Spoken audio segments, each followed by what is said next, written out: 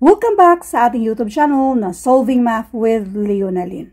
Now, let's answer question from one of our followers na pinipm niya ito sa ating FB page na Free Reviewers with Leonalyn. Let's read the problem. What percent of 800 must be added to 150 to get 70% of 500? By the way, kung meron din kayong mga tanong, lalo na when it comes to mathematics or kung paano ito isolve yung mga ganito, pwede nyo akong i-message sa Free Reviewers with Leonalyn na FB page. At sa mga gustong sumali sa ating pa-online review, pwede nyo rin akong i-message doon para sa buong detalye. Now, paano ba ito sagutan? Dahan-dahanin natin kung paano siya i-convert to equation. What percent of 800? Itong porsyento ang hinahanap natin, ang of multiplication i-multiply sa 800.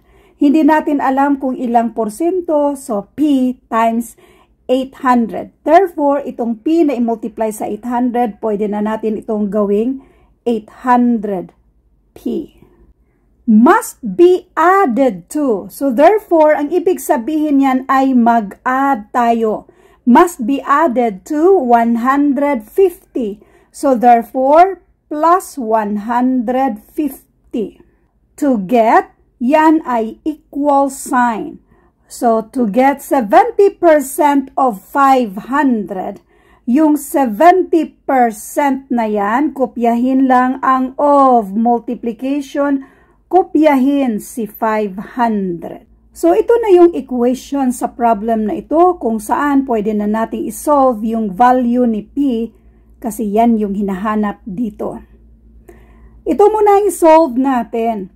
Doon tayo sa shortcut, 70% na i-multiply sa 500. Yung porsyento na yan, shortcut lang tayo. Sabay, i-cancel yung dalawang zero.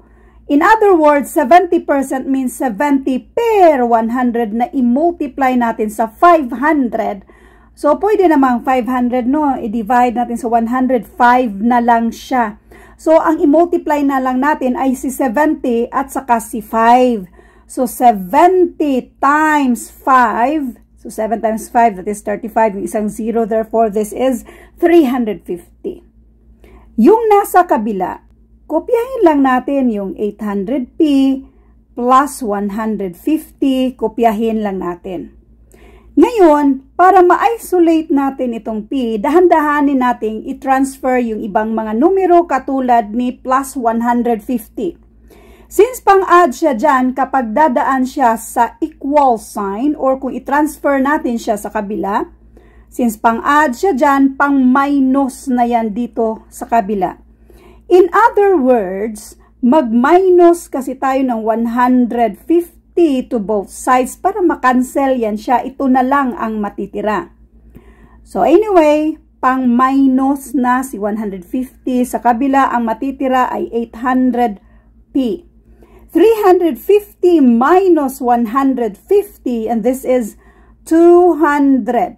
Para makuha natin yung value ni P, since si 800 ay pang-multiply, kapag ma-transfer na ito sa kabila, pang-divide na yan siya. So, ngayon, P equals 200 divided by 800. Meron tayong dalawang 0 sa taas, dalawang 0 sa baba. Ang matitira ay itong 2 over 8. Si 2 over 8, ang greatest common factor dyan ay 2. In other words, that is 1/4. Greatest common factor ay 2. So, yung 2/8 natin, 2 divided by 2, that is 1. 8 divided by 2, and this is 4. Kaya yan ay 1/4. Pwede rin namang, idirekta na lang natin 2 divided by 8. Ilang 8 sa 2? Kulang, magdagdag tayo ng 0, pero yung decimal i-align natin sa taas. Sa 20, ilang 8? Yan siya, dalawa. 2 times 8, that is 16. I-minus natin yan, that is 4. Bring down tayo ng isa pang 0. 40 divided by 8, that is 5. So, 5 times 8 equals 40. Therefore, this is 0.25. So, So, meron na naman ulit tayong background na miming. So, kung i-convert natin into percent, yung decimal na to, i-move lang natin twice to the right side. 1, 2, sabay dagdag sa percent sign. So, therefore, ang sagot dito ay 25%.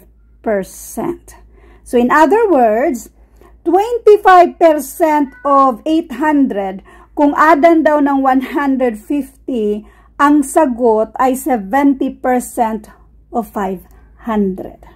Ngayon, bago natin i-end ang videong ito, i-double check natin. Okay? So, i-double check natin. 25%. Ito ay 25% dito sa 800. Yan ay adan daw natin ng 150 kung equal ba siya sa 70% dito sa 500. Itong porsyento sa 25%, sabay out dito sa dalawang zero since nag-multiply lang din naman tayo. Kasi si 25% means 25 per 100 na i-multiply mo sa 800, i-cancel yung dalawang zero, 8 na lang matitira. Yan ang pang-multiply natin sa 25. In other words, 25 times 8, and this is 200. Then, i-add natin dito sa ating 150. At yung sa kabila naman ay isolve natin 70% sa 500. Yung porsyento na yan, sabay cancel sa dalawang zero. So, ito lang ang i-multiply natin, yung 70 at saka si 5. And this is 350. 200 plus 150, that is 350, and this is exactly equal to 350. Therefore, yung sagot nating 25% ay tama. Thank you for watching and all. I hope na meron kayo natutunan sa videong ito. Thank you and God bless.